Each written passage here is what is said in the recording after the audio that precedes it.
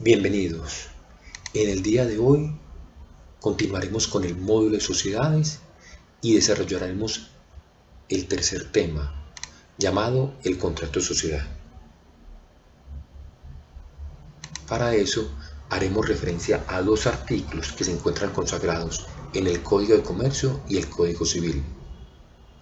El artículo 101 del Código de Comercio dice: para que el contrato de sociedad sea válido respecto de cada uno de los asociados, será necesario que de su parte haya capacidad legal y consentimiento exento de error esencial, fuerza o dolo, y que las obligaciones que contraigan tengan un objeto y una causa lícitos.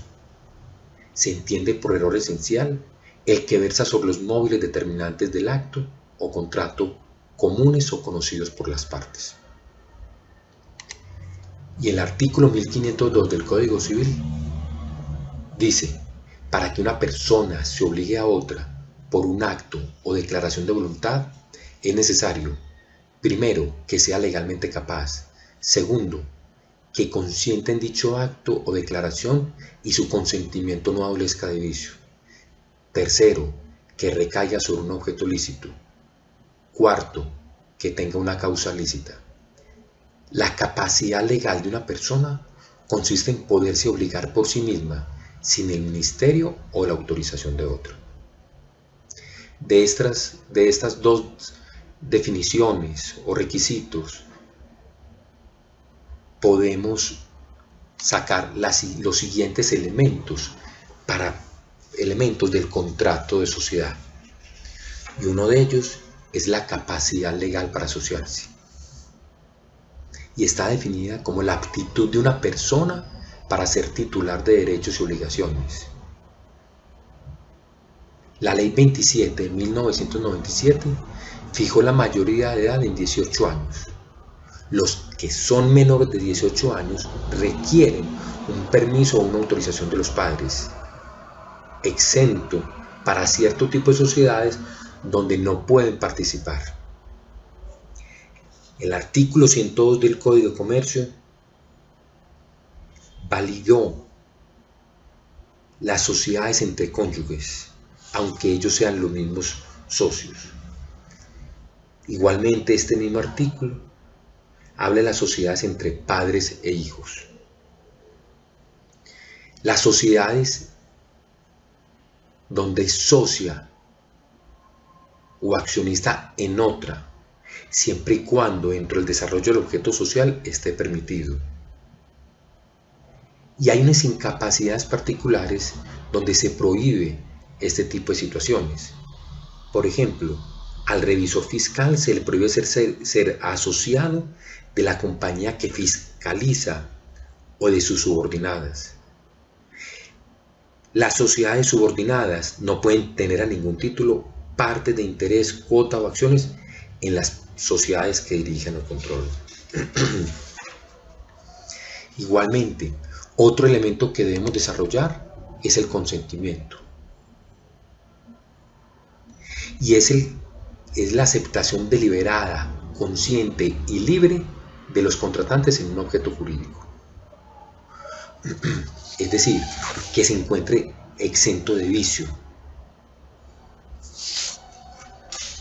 Y se habla principalmente bajo las principales características. Emana recíprocamente los asociados, es decir, todos los socios deben tener un consentimiento libre, consciente y deliberado. Deben buscar una finalidad común, una identidad. Deben tener la voluntad libre y el conocimiento del objeto que se va a desarrollar. Y debe estar exento de todo vicio, error, fuerza o dolo. Definiendo como el error una idea inexacta que se forma un contratante sobre uno de los elementos del contrato.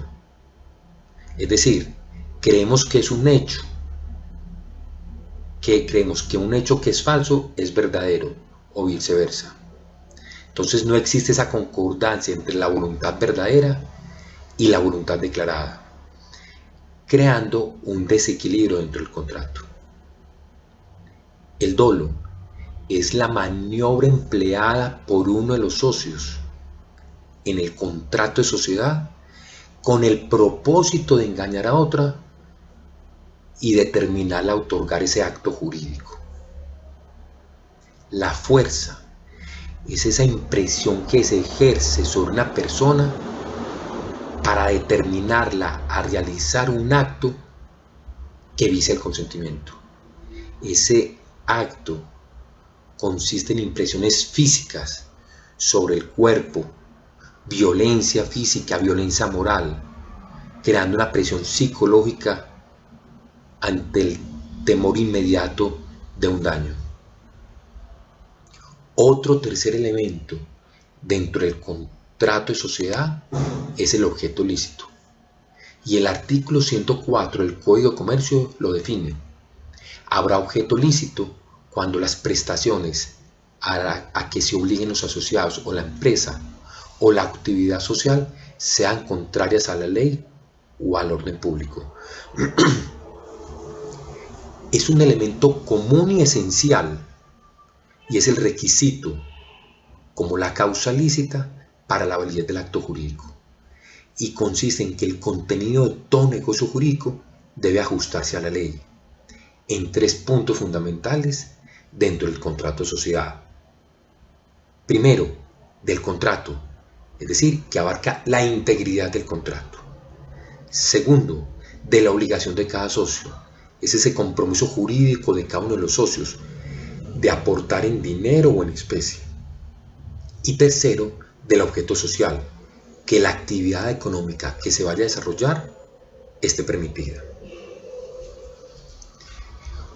Como cuarto punto, definimos la causa lícita. Y la causa lícita es la que se encuentra definida en el artículo 104 del Código de Comercio. Será ilícita cuando los móviles que induzcan la celebración del contrato contraríen la ley o el orden público y sean comunes y o conocidas a todos los socios. Es decir, la motivación mediante el cual se va a desarrollar el negocio debe ajustarse a la ley. En conclusión, encontramos que los elementos del contrato de sociedad son capacidad, consentimiento, objeto y causa lícita. Muchas gracias.